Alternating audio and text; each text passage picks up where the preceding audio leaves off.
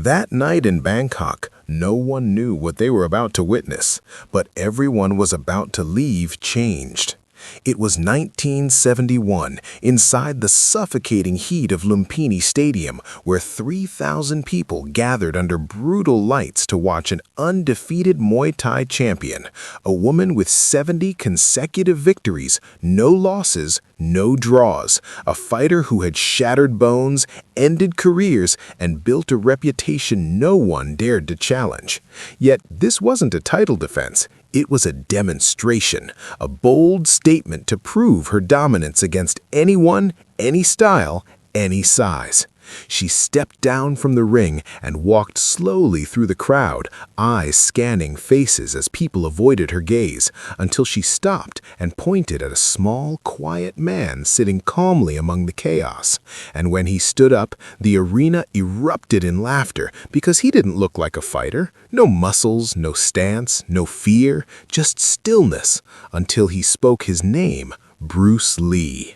The bell rang, and she attacked with everything she had, speed, power, precision, but nothing landed, because Bruce wasn't reacting. He was already ahead, slipping every strike by millimeters, redirecting force with effortless control, moving like water, formless, untouchable, unpredictable, while the crowd slowly fell silent, realizing they weren't watching a fight, but something far beyond it. Every attack she threw dissolved before it could exist. Every technique she trusted was neutralized without resistance. And after just 90 seconds, the moment arrived. She launched her most powerful strike, and instead of evading, Bruce stepped in, controlled it completely, and placed his hand 1 inch from her throat, perfectly balanced, perfectly precise, a single movement away from ending everything. But he didn't. He stepped back, calm, respectful, leaving the arena frozen in disbelief, because this was never about victory. It was about mastery, about understanding, about showing that real power isn't in domination, but in control. That night, the undefeated champion didn't lose her record, but she lost something else, the illusion that she had reached the highest level. And in its place, she gained something far greater, the realization that true martial arts is not about destroying your opponent, but about transcending the need to. And as Bruce Lee walked away, leaving behind silence, questions, and awe, one truth remained. Some fighters win fights, but legends redefine what fighting truly means. Nobody in Thailand can touch her.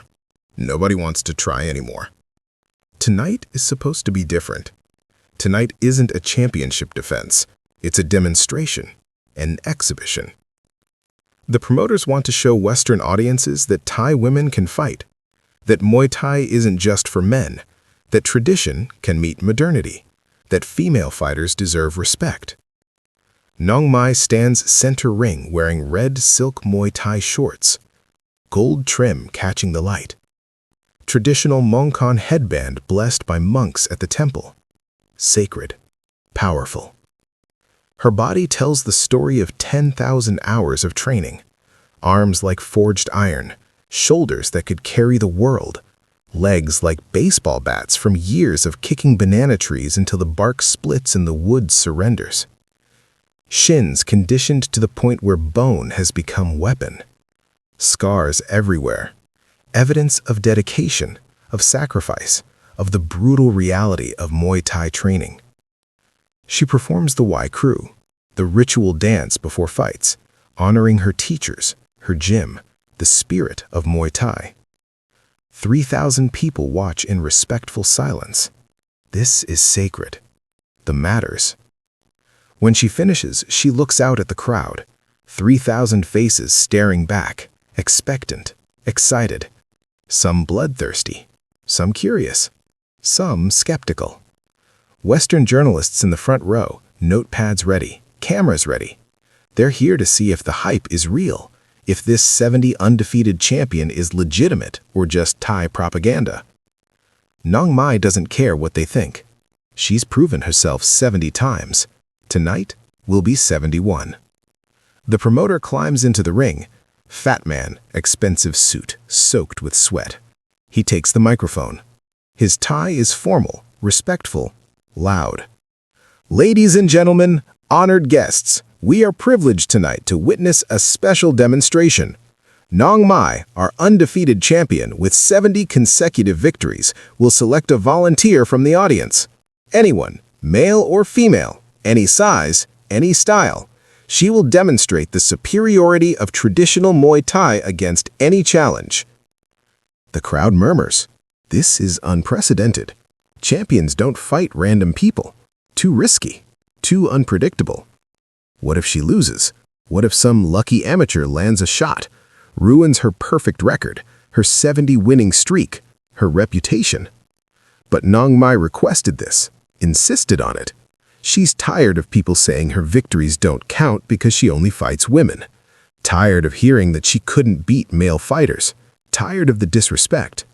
Tonight, she settles it, proves it, ends the discussion forever. The promoter continues. Nong Mai will walk through the audience. She will choose someone at random. Complete random selection. No predetermined opponent. No setup. True demonstration of skill versus chance. He gestures to Nong Mai.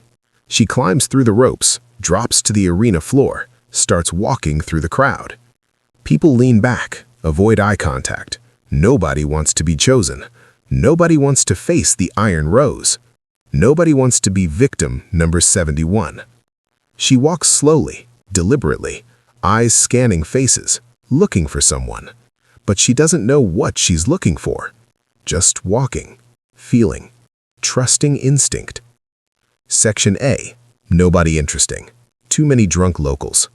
Section B, too many tourists with cameras. Section C, mostly women and children. Section D, here, something here. Martial artists, serious people. Fighters who came to learn, to observe, to understand. Her eyes scan the faces, then stop on one man. Small man, Asian, Chinese maybe, wearing simple dark clothes, sitting quietly in row 12. Not drinking, not talking, just watching. Calm, present, different from everyone around him. Something about him, can't explain it, just feels right. She points directly at him. You, come down. The crowd turns to look. The man doesn't react immediately, doesn't stand, doesn't acknowledge, just sits there, calm. The people around him start whispering, nudging him, pointing. She picked you. Stand up. You have to go. One man next to him looks panicked, whispers urgently in English, You don't have to do this. The chosen man shakes his head slightly, whispers back, It's fine. Finally, he stands, and that's when the crowd sees him clearly. He's small, maybe 5'7", maybe 140 pounds, skinny compared to the Thai fighters around him. No visible muscle mass through his dark button-up shirt, no indication he trains, no gym clothes, no hand wraps, no fighting stance. Just a guy, a tourist, maybe someone who wandered into the wrong event. The crowd's reaction is immediate. First confusion, then amusement, then active laughter. This is the volunteer? This small man? This is who the 70-fight undefeated champion chose? People are laughing openly now, making jokes in Thai, pointing. Some feel bad for him. Poor guy, about to get destroyed on international television, about to become a cautionary tale, about to be added to Nong Mai's highlight reel. The Western journalists are loving this, writing frantically, taking photos. This is perfect content. Undefeated female champion about to demolish some random Asian tourist. The optics are incredible. The story writes itself. Nong Mai doesn't understand the laughter, doesn't speak English, doesn't know what the jokes are about. She picked randomly. Size doesn't matter in Muay Thai. Technique matters. Heart matters. She gestures for him to come down to the ring. The man starts making his way down the bleacher steps, moving easily, fluidly, not rushed, not nervous, just walking. As he descends, the laughter intensifies. People calling out in Thai, "Run away! It's not too late! Save yourself!" He ignores them, reaches the bottom, walks toward the ring. The promoter looks concerned, leans down, whispers to Nong Mai and Thai. "Are you sure? He looks very weak. This might not be good demonstration." Nong Mai shrugs. "I chose randomly. He volunteered. We continue." The promoter sighs, speaks into the microphone, switches to English for the Western audience. "Ladies and gentlemen, our volunteer. Please, sir, come into the ring." The man climbs the steps, ducks through the ropes, stands in the ring. Now everyone can see him clearly under the lights. He's wearing dark slacks, dark button-up shirt, simple clothes, street clothes.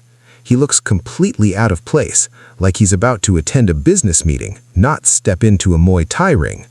The promoter approaches him with the microphone. "Sir, what is your name?" The man takes the microphone. His voice is quiet, calm, accented, but clear. "Bruce Lee." Nobody reacts. The name means nothing to the Thai crowd, nothing to the tourists, nothing to the journalists. Just another Chinese name, another Asian guy. The promoter continues. "And do you have any fighting experience, Mr. Lee?" "Some." "What style?" "Chinese martial arts, Wing Chun, and my own system." "Your own system?" "Yes, Jeet Kune Do." The promoter has never heard of it, neither has anyone else in the stadium. Sounds made up. Sounds like something a tourist would say to sound impressive. The laughter continues. This is getting better. Not only is he small, he practices some unknown Chinese style nobody's heard of. This won't even be competitive. The promoter looks at Nong Mai. She nods. She's ready. Wants to begin. Wants to get this over with. Add another victory to her 70-fight streak. Make it 71. Prove her point. The promoter continues into the microphone. "One last time. This will be a light demonstration. 3-minute round. No knockout attempts. We are showing technique, not trying to injure. Everyone understand?"